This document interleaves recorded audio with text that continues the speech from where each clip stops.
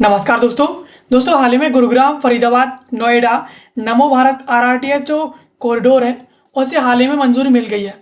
अब इससे कहीं ना कहीं गुरुग्राम फरीदाबाद और नोएडा के अंदर जो रेल कॉरिडोर है अब ये दौड़ेगा और इससे कहीं ना कहीं यात्रा में जो लगने वाला समय है वो भी इससे कम होगा और जो ट्रैफिक आदि लगते हैं तो उससे भी काफ़ी ज़्यादा यहाँ पर राहत मिलने वाली है।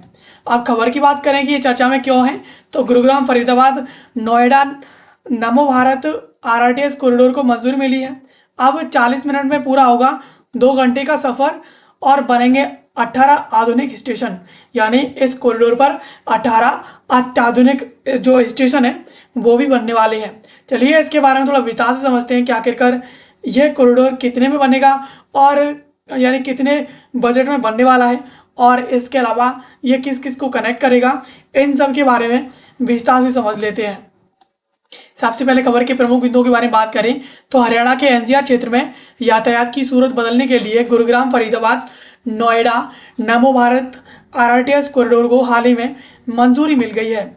यह 15,000 करोड़ की महत्वाकांक्षी परियोजना न केवल जाम से मुक्ति दिलाएगी बल्कि 3 राज्यों जिसमें हरियाणा, दिल्ली और उत्तर प्रदेश के बीच कनेक्टिविटी को भी काफ़ी ज़्यादा एक नए स्तर पर लेके जाएगी।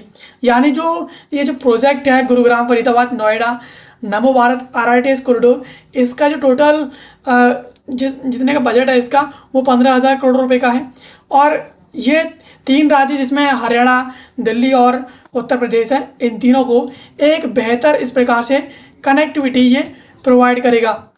अब इसके अलावा परियोजना की मुख्य विशेषताएं क्या क्या हैं, इनकी बात करें तो यह कॉरिडोर 64 किलोमीटर लंबा है जिसमें 52 किलोमीटर का एक बड़ा हरियाणा राज्य भी इसमें पड़ेगा।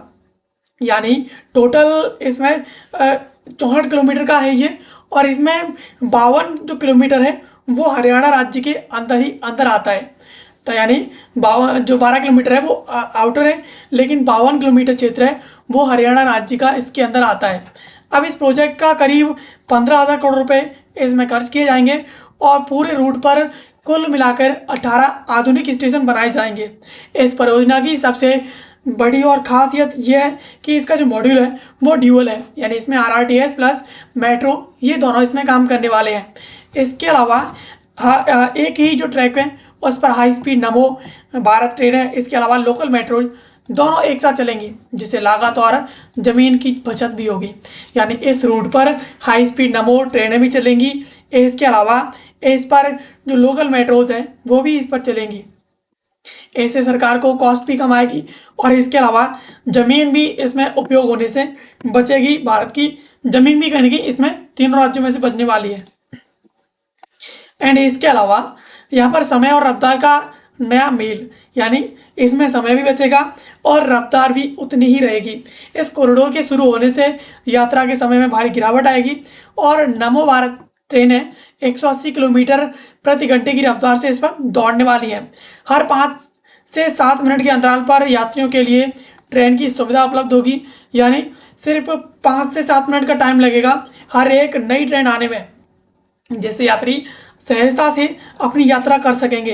गुरुग्राम से नोएडा तक अभी लगने वाला समय है वो अप्रॉक्सीमेटली यहाँ पर 1.5 घंटे से 2 घंटे का समय लगता है, लेकिन अब इसके बाद इस प्रोजेक्ट के बाद जो समय लगेगा वो 38 मिनट से 40 मिनट का समय लगेगा। यानी इसमें समय में काफ़ी भारी इसमें गिरावट आई है। इसके अलावा गुरुग्राम से फरीदाबाद तक जो समय लगता था वो 1 घंटे का लगता था, लेकिन अब ये समय घट करके मात्र 20 मिनट का रह गया है। यानी अब इस प्रोजेक्ट के तहत गुरुग्राम से फरीदाबाद मात्र 20 मिनट में पहुंचा जा सकेगा। इसके अलावा शहरवार रूट और कनेक्टिविटी का विवरण की बात करें तो कॉरिडोर को 3 मुख्य खंडों में विभाजित किया गया है, यानी बांटा गया है। इसमें गुरुग्राम खंड है, यह 14.5 किलोमीटर का है।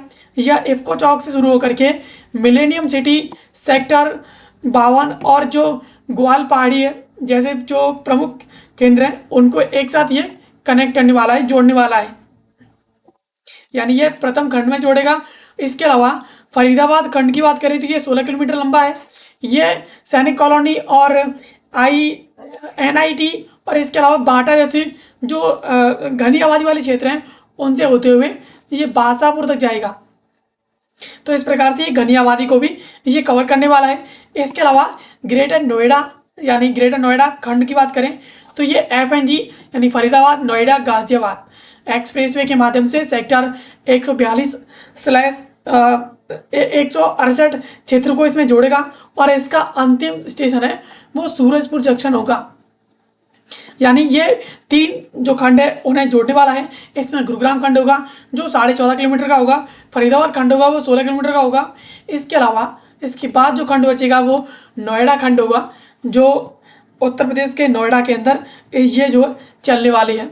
इसके अलावा आर्थिक और बिजनेस कॉरिडोर के रूप में विकास की बात करें तो यह परियोजना केवल परिवहन का माध्यम नहीं है बल्कि इसे एक मोबिलिटी और बिजनेस कॉरिडोर के रूप में भी देखा जा रहा है।